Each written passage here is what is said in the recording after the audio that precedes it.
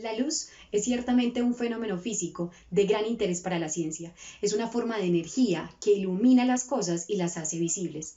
Sus particularidades y aplicaciones parecen no terminar de conocerse. Sin embargo, a continuación desarrollaremos algunas de ellas con ejercicios y también explicaciones. Comencemos por su historia. James Clerk Maxwell fue un matemático, físico y astrónomo escocés fallecido en 1879.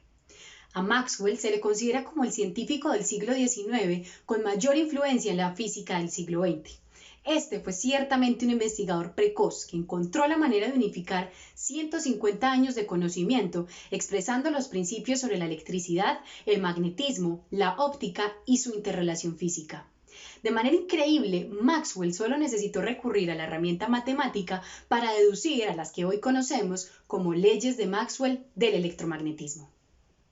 Estas leyes fueron formuladas en 1865 y resumen las de Coulomb, Ohm, la ecuación de Laplace y los descubrimientos de Faraday, Ørsted y el mismo Maxwell. Para su desarrollo, Maxwell notó que las leyes del electromagnetismo que se enunciaban en el momento poseían una generalidad física restringida.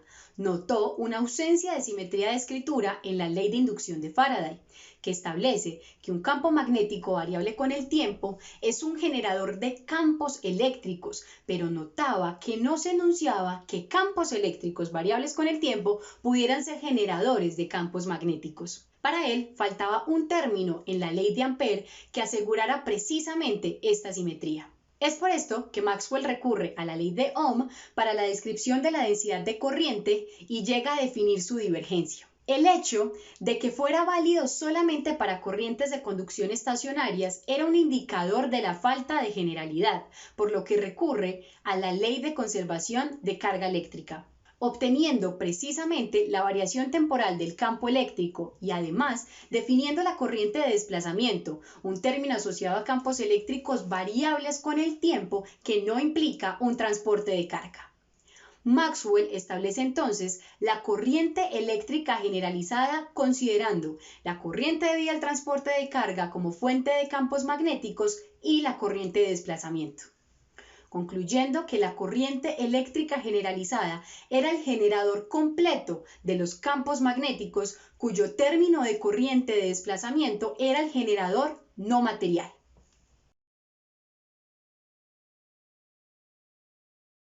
Sin embargo, adentrándonos un poco más, es válido preguntarse qué sucede si se consideran estas ecuaciones para espacio libre.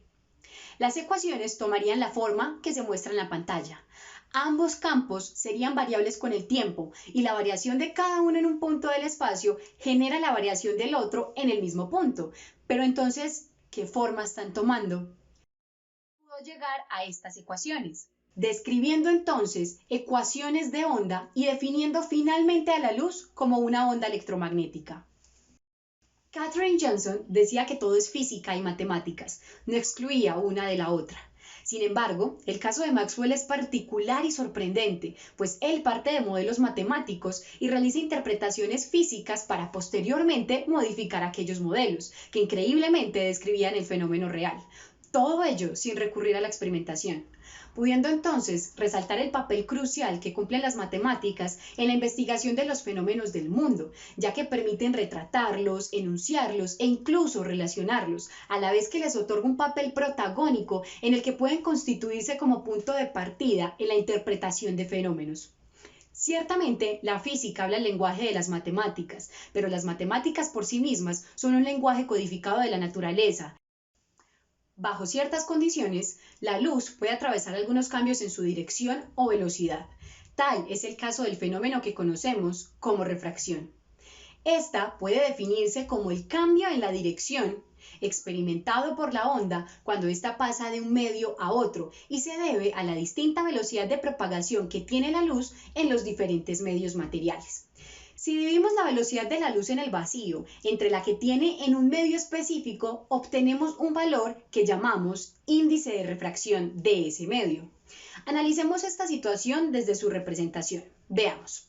El camino óptico es la distancia recorrida a la velocidad de la luz en el vacío en un tiempo t empleado por la luz para recorrer una distancia X en un medio con índice de refracción definido.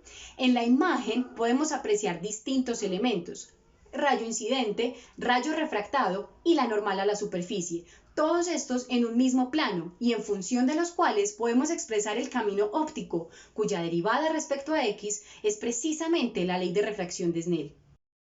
Comprendiendo su origen, ahora estudiemos un poco más el índice de refracción a partir de su interpretación.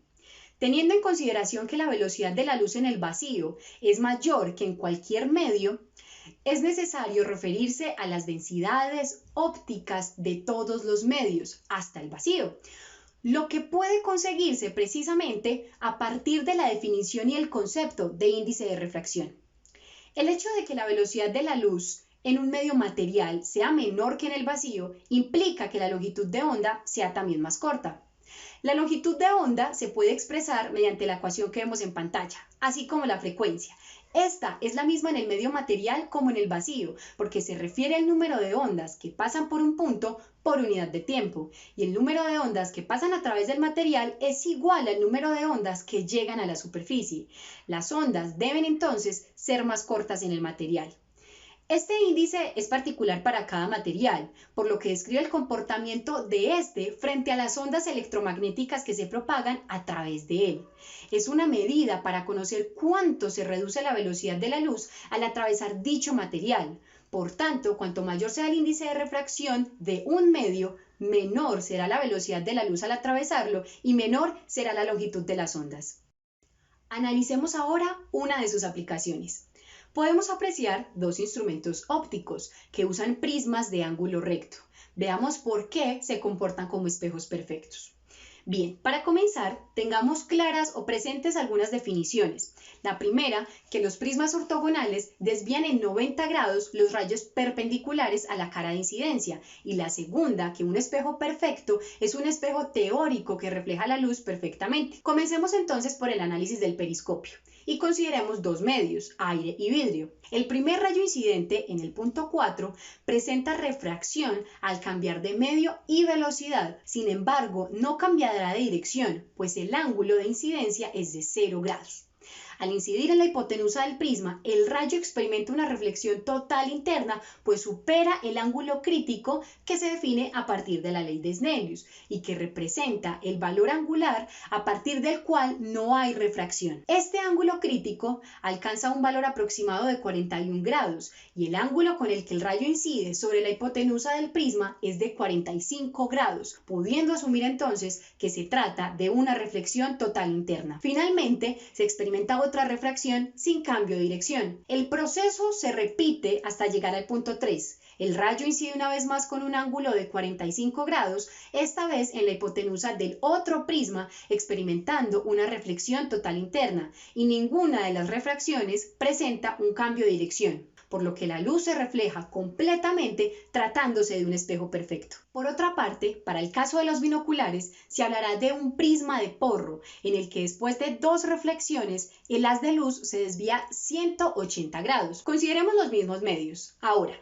la luz que entra inicialmente se refracta sin presentar un cambio de dirección, para luego reflejarse sobre uno de los catetos del triángulo isósceles, con un ángulo de 45 grados respecto a la normal, dando paso a una reflexión total interna por lo anteriormente descrito. Este haz de luz se refleja ahora sobre el otro cateto del prisma con un ángulo de 45 grados respecto a la normal de la superficie, presentándose otra reflexión total interna. El proceso es el mismo para el otro prisma de porro, que conforma el sistema de los binoculares. La luz se refleja perfectamente, haciendo de este instrumento óptico un espejo perfecto. Continuemos con el análisis de algunas aplicaciones. En este caso tendremos varios elementos, entre ellos un polarizador, que es un material que transmite de forma selectiva una determinada dirección de oscilación del campo eléctrico de una onda electromagnética, bloqueando el resto de planos de polarización. Tendremos también una placa plana birrefringente, que descompone el rayo de luz incidente en dos rayos que viajan a diferente velocidad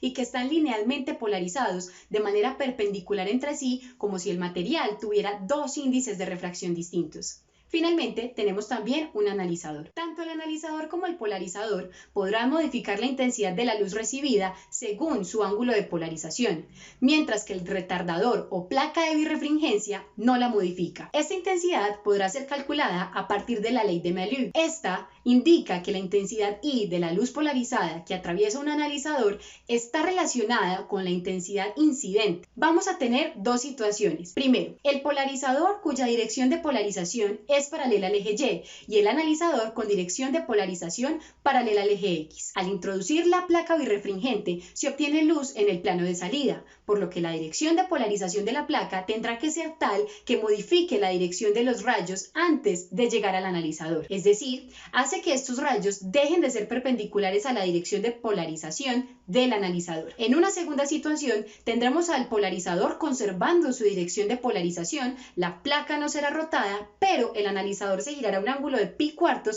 en la dirección de las manecillas del reloj. En este caso no se genera una imagen en el plano de salida, por lo que la placa birrefringente debe estar modificando la dirección del haz de luz de manera que sea perpendicular a estos pi4, es decir, perpendicular a la dirección de polarización del analizador, y esta es precisamente la razón por la que no se estaría obteniendo una imagen en el plano de salida. De acuerdo con este análisis, la placa birrefringente deberá entenderse como una lámina de media onda, esto es, con una diferencia de fase igual a pi.